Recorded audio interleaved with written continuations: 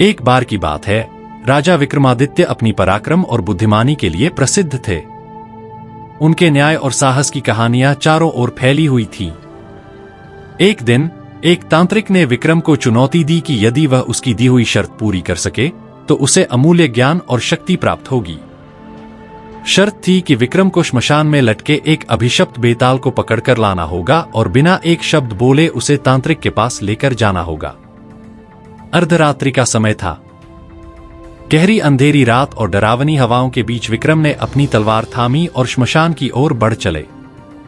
पेड़ पौधों की फुसफुसाहट और उल्लुओं की आवाजें माहौल को और भयावह बना रही थीं। वहां पहुंचकर उन्होंने देखा कि एक विशाल पीपल के पेड़ पर एक बेताल उल्टा लटका हुआ था। उसकी उपस्थिति इतनी डरावनी थी कि साधारण व्यक्ति के रोंगटे खड़े हो जाए। लेकिन विक्रम बेखौफ थे। उन्होंने बेताल को पेड़ से उतारकर अपने कंधे पर डाल लिया। बेताल अपनी आदत के अनुसार बोल उठा, हे राजन, तुमने मुझे पकड़ तो लिया, पर रास्ता लंबा है। अगर तुमने कुछ भी बोला तो मैं फिर से उसी पेड़ पर लौट जाऊंगा। इसलिए मैं तुम्हें एक कहानी सुनाता हूं। अगर तुमने इसका उत्तर दिया तो मैं भाग जाऊंगा। विक्रम ने चुपचाप सहमति में सिर हिलाया। राजन, बहुत समय पहले की बात है। एक राज्य में राजा धनपाल की एकमात्र पुत्री राजकुमारी मीनाक्षी थी। मीनाक्षी अपनी सुंदरता और बुद्धिमानी के लिए पूरे राज्य में प्रसिद्ध थी। लेकिन उसके बारे में एक अजीब बात थी। उसकी शादी जो भी राजकुमार करने आता, वह अगली सुबह मृत पाया जाता। राजा धनपाल दुखी और चिंतित थे। उनकी प्रजा मानने लगी थी कि राजकुमारी पर कोई अभिशाप है। एक दिन एक बहादुर और चतुर राजकुमार अर्जुन यह सुनकर राजा धनपाल के दरबार में आया।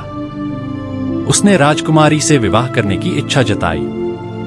राजा ने अर्जुन को चेतावनी दी, जो भी मेरी बेटी से विवाह करता है वह अगले दिन जीवित नहीं बचता। तुम इस बात पर विचार करो।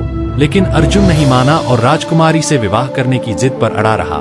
राजकुमार अर्जुन और राजकुमारी मीनाक्षी का विवाह धूमधाम से हुआ। लेकिन रात को कुछ अजीब घटित हुआ। आधी रात के समय मीनाक्षी अचानक सोते हुए अर्जुन को जगाती है और कहती है, मेरे पीछे आओ, लेकिन चुपचाप रहना। अर्जुन बिना कोई सवाल पूछे उसके पीछे पीछे चल पड़ा। मीनाक्षी उसे एक गुप्त दरवाजे के पास ले गई। वह दरवाजा महल के तहखाने में खुलता था। वहां एक अंधेरी सुरंग थी जो महल से बाहर जंगल की ओर जाती थी। अर्जुन ने देखा कि सुरंग के अंत में एक खंडहर था। खंडहर में एक बड़ा डरावना तांत्रिक बैठा था जो आग जलाकर कुछ तंत्र मंत्र कर रहा था। मीनाक्षी उसके पास गई और बिना कुछ बोले खड़ी हो गई। तांत्रिक ने मीनाक्षी से कहा, आज रात मुझे इस राजकुमार की बलि चाहिए। उसके खून से मेरी शक्तियां बढ़ेंगी। जाओ और उसे मेरे सामने लाओ। मीनाक्षी ने सिर झुका दिया। वह अर्जुन के पास आई और कहा, मैं तुम्हें बचाना चाहती हूं, लेकिन तुम्हें मुझ पर भरोसा करना होगा। जो मैं कहूंगी वही करना। राजन, मीनाक्षी ने अर्जुन को बचाने की योजना बनाई, लेकिन सुबह तक अर्जुन ने तांत्रिक का सामना कैसे किया और उसे हराया, यह तुमसे जानना चाहता हूं। बोलो, क्या मीनाक्षी सच में अर्जुन को बचाना चाहती थी या वह तांत्रिक की साथी थी? विक्रम ने थोड़ी देर सोचा और कहा, बेताल, मीनाक्षी ने अर्जुन को बचाने की कोशिश की होगी, क्योंकि अगर वह तांत्रिक की साथी होती तो वह अर्जुन को पहले ही मार देती। उसके तांत्रिक के पास जाने का उद्देश्य अर्जुन को बलिदान से बचाना था। उसने अर्जुन को वहां ले जाकर उसकी ताकत और चतुराई पर भरोसा किया। अर्जुन ने संभवतः तांत्रिक को मार डाला होगा। जैसे ही विक्रम ने उत्तर दिया, बेताल हंसते हुए बोला, तुमने सही उत्तर दिया राजन, लेकिन तुमने बात कर दी। अब मैं वापस चला जाऊंगा। और वह फट से हवा में गायब हो गया। विक्रम को यह सब देखकर कोई पछतावा नहीं हुआ।